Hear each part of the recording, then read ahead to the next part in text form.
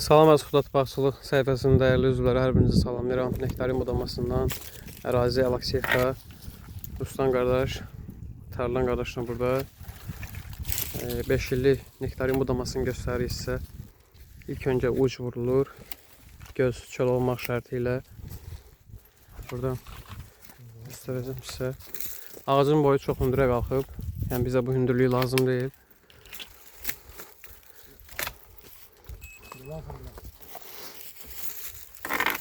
Kardina çatan yerdən başlar hamısı vurulur.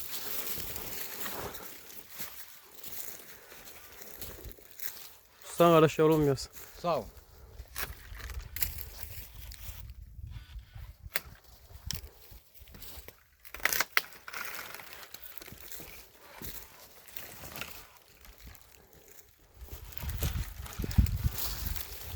Ve burada ağacın meyve budaqları budanır. Halim qardaş yorulmayasın.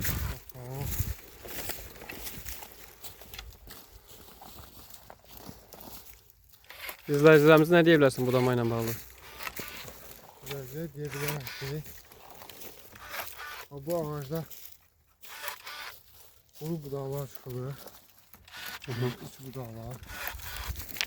Bu cavan şimdi gözləyir. Bizim meyve budağımızda yəni. Bəli. Bu quru budaqlar.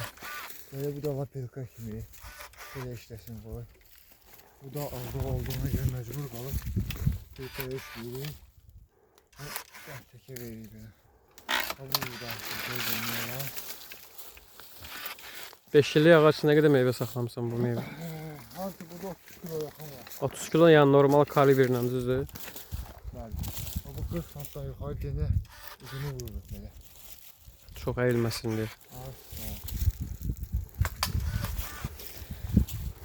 Allah işlərimizi abunə eləsin. Video kimin qarşısına çıxsa bəyənsin, paylaşsın, qayd eləsin. İntensiv bağların qurulması, meyvə bağlarının budanması, bütün kökaltı üzərində meyvə tinglərinin satışı, Əzxudat Bağçılıqda. Biyado nömrəmiz var, əlaqə saxlaya bilərsiniz. Bu da sərgi bir qayda ilə tam budanır.